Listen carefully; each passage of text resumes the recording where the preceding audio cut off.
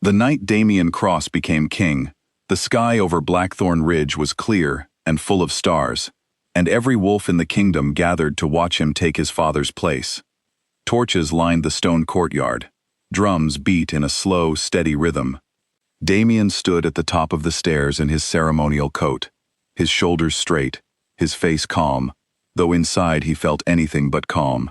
His father had died only 3 weeks earlier, and the crown had come to him faster than he was ready for. The pack elders stood in a half-circle below him. Their eyes were sharp, watching for any sign of weakness. Damian knew what they were thinking. He was young, he was untested, and the packs beyond Blackthorn Ridge were already whispering that he did not deserve the throne. That was when he smelled her. It came suddenly, like a wind that changes direction without warning. A soft, warm scent, like rain on cedar wood. Damian's whole body went still. His wolf, usually calm and controlled, rose up inside him, with a force he had never felt before. He turned his head, searching the crowd, and found her standing near the back, half hidden behind 2 taller wolves. She was small, dressed in a plain gray dress, her dark hair pulled back simply. She did not look like anyone important, but the moment their eyes met, Damian felt something inside his chest lock into place, like a key turning in a door that had been shut his whole life. Mate. The word rose in his mind before he could stop it. He knew her face was Elena Winter, a quiet girl who worked in the herb gardens near the healer's house. She was an Omega, the lowest rank in wolf society, someone with no land, no title, no family name that mattered, and yet fate had chosen her to be his. Damian's stomach twisted. He looked away from her too quickly, and beside him, Seraphina Blackwood, daughter of the most powerful family in the kingdom, noticed nothing wrong. She smiled at him, confident, elegant, exactly the kind of wife the elders wanted for their new king. Later that night, after the ceremony ended, Damian found Elena alone near the garden wall. She was waiting for him, her hands folded in front of her, her eyes full of hope and fear at the same time. "You felt it too," she said softly. "I know you did." Damian's jaw tightened. He wanted to say yes. He wanted to pull her close and never let go. But all he could think about was the council's warning from that afternoon. Marry Seraphina, or lose the loyalty of 3 border packs within a year. Blackthorn Ridge cannot survive a divided crown. "I felt nothing," Damian said, his voice flat and cold. "You are mistaken." Elena's face went pale. "Damian, it's King Cross," he said sharply, "and you will not speak to me this way again." He turned and walked away before he could see the tears fill her eyes. He told himself it was for the kingdom. He told himself it was the only way to keep peace. But even as he walked back to the castle, his wolf howled inside him, furious and heartbroken, as if he had torn something out of his own chest and left it lying in the dirt. Word of the rejection spread quickly, the way all painful things do in a small pack. Elena became a shadow after that night. She stopped attending gatherings. She kept her head down when she walked through the village. Some wolves pitied her. Others thought she was foolish for ever believing a king would choose someone so plain. But not everyone forgot about her. Old Marin, the pack healer, had known the Winter name a long time ago, back when Elena was only a baby. Marin remembered whispers from decades past, stories about a bloodline that had once ruled before the Cross family took power, a bloodline that had been quietly destroyed in a conflict many wolves preferred not to speak of. She had never been sure if any of that family survived, until one afternoon, while treating Elena for a small burn on her wrist, Marin saw a mark she had not seen in 30 years. A crescent shape, pale silver against the skin, hidden just below Elena's palm. Marin's hands went still. "Where did you get this mark?" Elena blinked, confused. "I've had it since I was born.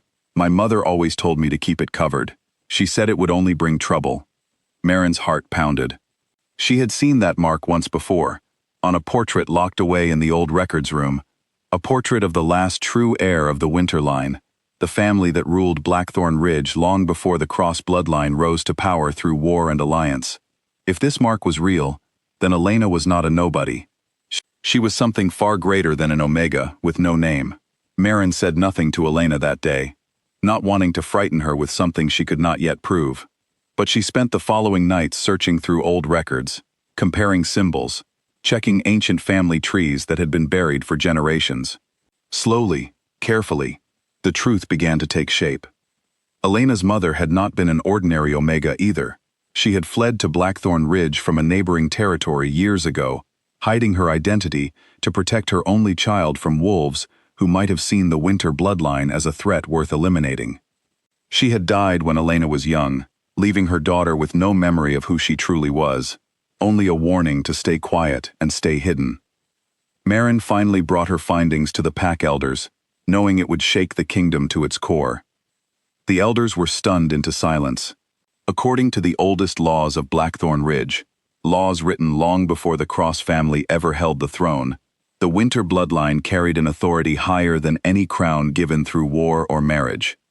If Elena's blood was proven true, she would not simply be a forgotten Omega.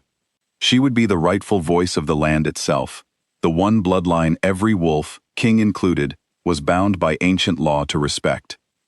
The elders called for the old rite, a ceremony almost no one alive had ever witnessed, used only to confirm a wolf's true lineage through blood and moonlight.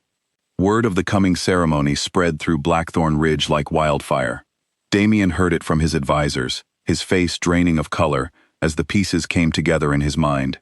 The girl he had rejected, the girl whose bond he had thrown away for the sake of his crown. She might be the very thing that could either save his kingdom or take it from him entirely. Seraphina's family reacted with panic rather than curiosity. Her father, Lord Blackwood, arrived at the council chambers demanding the ceremony be cancelled, insisting it was nothing more than superstition and an old healer's foolish imagination. His anger seemed too strong, too desperate, and it did not go unnoticed by the elders. Some of them remembered whispers from long ago, rumors that the Blackwood family had played a role in the fall of the Winter line, rumors that had always been dismissed as jealousy and gossip. Now those old rumors did not seem so easy to ignore. On the night of the ceremony, the same courtyard that had hosted Damien's coronation filled once again with wolves from every corner of the kingdom. Elena stood at the center, dressed simply, her hands trembling slightly, as Marin guided her through the ritual. The moonlight above grew brighter, almost unnaturally so, casting a silver glow across the stone ground. When Elena lifted her wrist toward the sky, the crescent mark began to shine with a soft light, pulsing gently like a heartbeat. Gasps spread through the crowd. Even Damien, standing near the front with his advisors, felt his breath catch in his throat. The old wolves who had lived long enough to remember the true stories of the Winter family fell to their knees first, moved by instinct and memory more than proof. Then, one by one, the rest of the pack followed, bowing their heads before a girl who only weeks earlier had been overlooked and dismissed by nearly everyone present. Damien did not kneel right away. He stood frozen, staring at Elena, as if seeing her for the first time. The girl he had cast aside without a second thought was standing at the center of a truth far bigger than his crown, far bigger than the political marriage he had chosen instead of her. Shame rose in his chest, heavy and suffocating. Slowly, the council turned to him, waiting to see what their king would do. Damien realized in that moment that his choice was no longer about the kingdom's survival through marriage or war. It was about whether he had the courage to admit he had made a terrible mistake in front of everyone who had once trusted him. He walked forward through the crowd until he stood before Elena. Then, without hesitation, he knelt. "I was wrong," he said, his voice carrying clearly through the silent courtyard. "I let fear and pressure guide me instead of truth. I rejected the one bond that mattered more than any crown, and I hurt someone who deserved so much better than what I gave her." Elena looked down at him, her eyes glistening, though her expression remained steady. She had spent weeks grieving the rejection, weeks convincing herself she meant nothing to him, or to anyone. Hearing him admit it in front of the entire pack did not erase that pain, but it softened something inside her that she thought had closed for good. "You hurt me," she said quietly, though her voice reached every ear in the courtyard. "Not because I lost a crown. I never wanted one. You hurt me because you made me believe I wasn't worth choosing." Damien lifted his eyes to hers. "You were always worth choosing. I was too afraid to see it." The following days brought chaos and change to Blackthorn Ridge. The council formally recognized Elena's bloodline, and with it came a shift in power that no one could ignore. Lord Blackwood's desperate attempts to discredit her fell apart under closer investigation, and old records confirmed what many had feared, that his family had indeed played a hidden role in the destruction of the Winter Line generations earlier, fearing the day their descendants might return to reclaim their place. Serafina, humiliated and furious, broke off all contact with the Cross family and left Blackthorn Ridge with her father, their influence in the kingdom crumbling within weeks. Damien did not rush to reclaim the bond he had broken. He understood, perhaps for the first time in his life, that trust could not be forced simply because fate had chosen two people for each other. He visited Elena often, not as a king demanding her hand, but as a man trying to earn back what he had thrown away. He listened when she spoke. He apologized without excuses. He stood beside her, not in front of her, whenever the council debated her new role among the elders. Elena did not make it easy for him, nor did she feel she needed to. She had spent her whole life being overlooked, and she was not going to disappear quietly into a bond, just because the mark on her wrist had finally been noticed.